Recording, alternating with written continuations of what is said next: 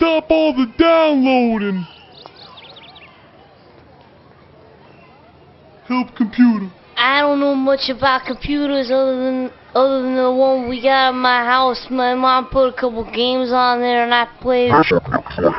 G.I. Joe!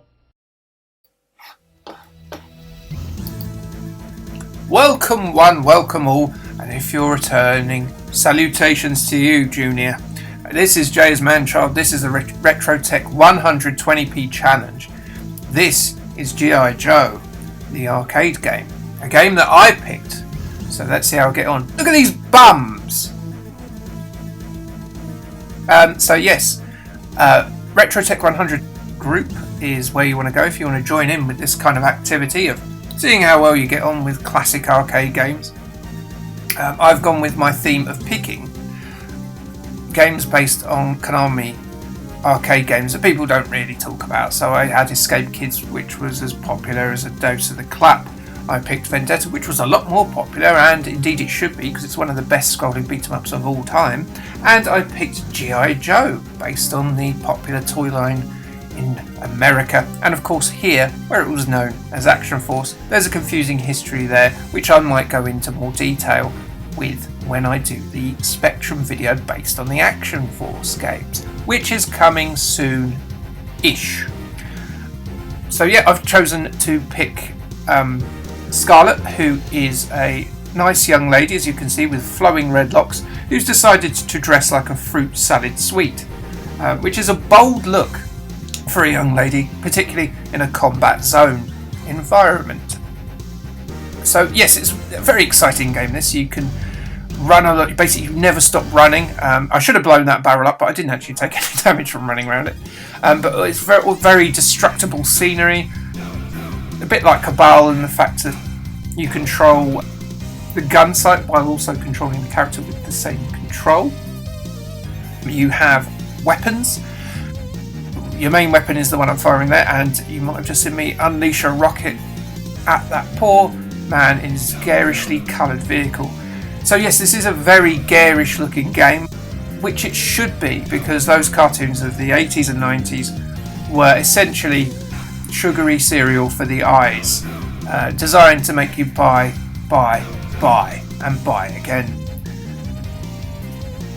I quite enjoy this game. It is something I only discovered very lately. I reckon if I'd have played this game back when it came out, but I never saw it anyway, it would have been probably one of my favourite arcade games, because I love Arcade Konami back in the day. They are probably my favourite arcade game producer overall, apart from Sega. Sega, I think, probably everyone's favourite arcade game producer.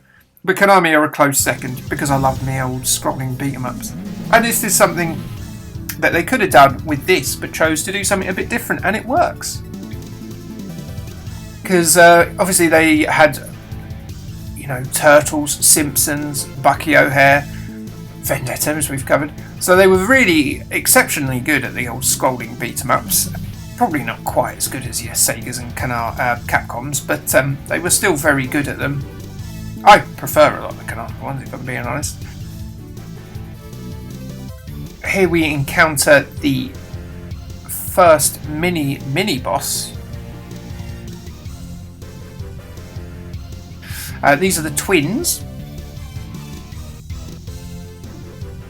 So yes, basically a really clever idea by Hasbro. Buy exactly the same toy twice, pretty much. I think they had slight differences, like the hair was swept to different sides and they had different logos and things, but a cheeky little move by Hasbro, the original makers of the G.I. Joe toys.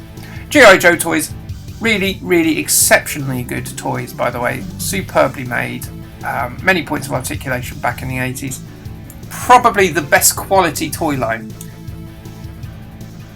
I think them and Mask, I think they deserve to do a lot better. I love Transformers, but after the first run of the Transformers, you know, when they were using various companies from Japan, their toy lines, they assimilated them, if you didn't know, into one big toy line.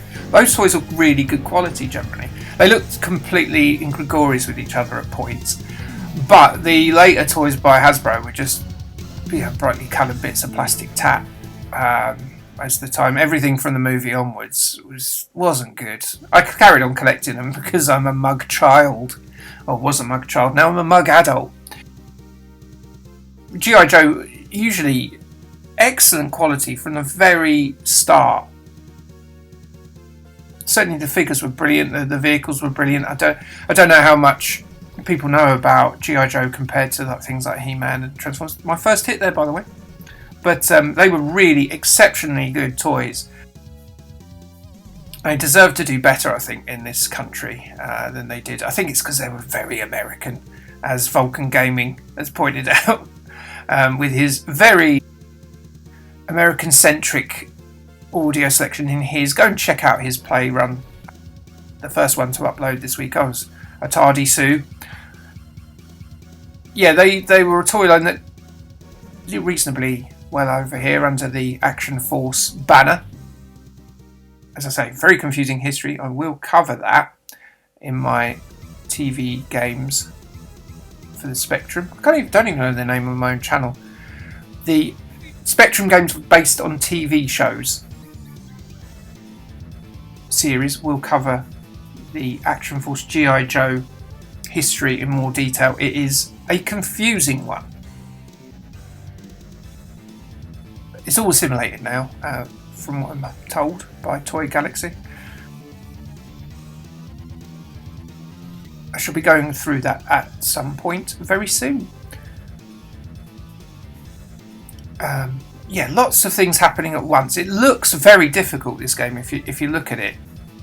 All these lovely scaling effects. That, I don't know if you've noticed, but that oil rig in the background has slowly been getting bigger and bigger and bigger. I can imagine this being very, very stripped down on the Super Nintendo as sort of like a Wild Arms style game.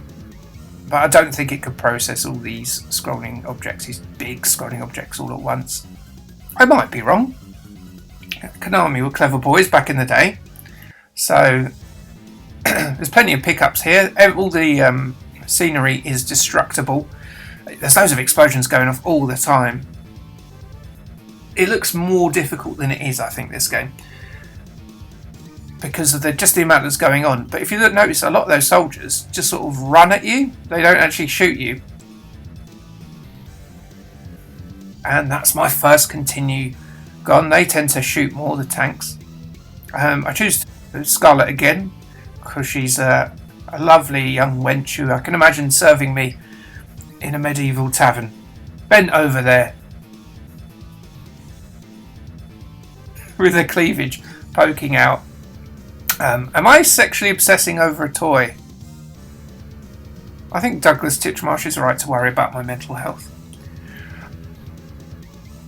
So yeah, this is, by the way, this is right at the end of stage 1-1. Yes, we really have been playing the same third of a stage up until this point. This is the first mini-boss. I know we've had the twins, but they were a mini boss. Hothead, I think his name is. Something like that. He is our first boss. And, well, first mini boss, should I say, because the game is split into 3 levels, which are set in different locales, which are broken up. And this is stage 1-1 still. So you get your money's worth for this game.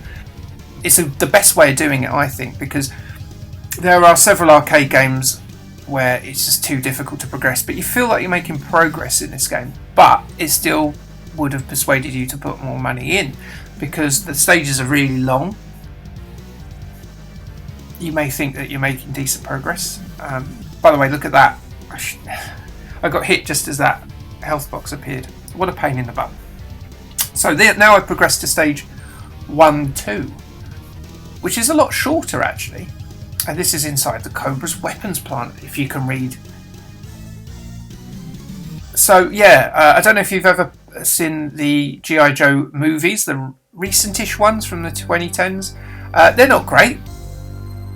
One of the funniest things about them is that they replaced the entire cast between 1 and 2. They killed them all off.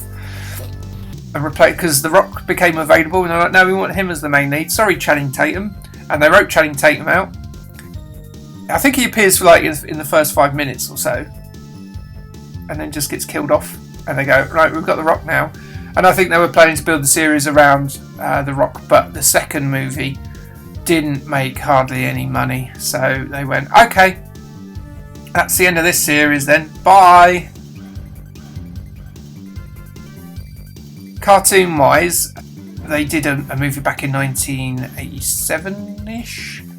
They had to change the ending because the Transformers movie, when they killed off Optimus Prime, got them very negative press.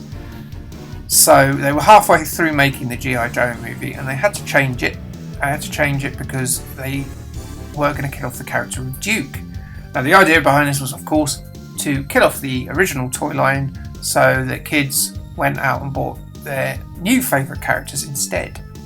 Now when Optimus Prime died in Transformers, people got very upset, wrote nasty letters to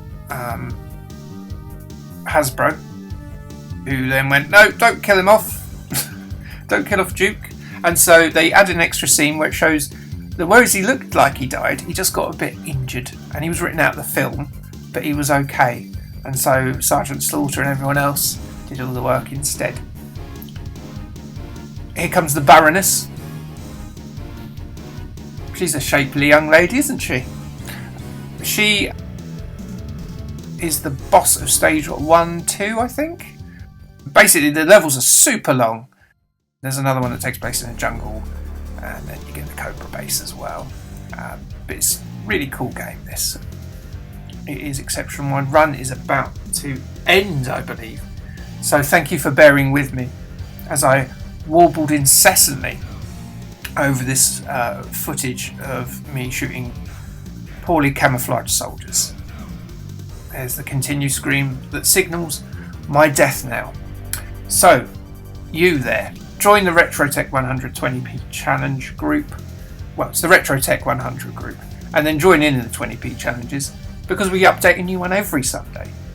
And every Sunday you can show what a big king swinging dick you are. And you can show everyone up. I've never won one because I'm not very good at games. However, you may well do. You do get to pick one by random at times, so it's all good fun. And that is the end of my run. Thank you very much. This has been Jay's Manchild, and Kay, and thanks, and bye. G.I. Joe!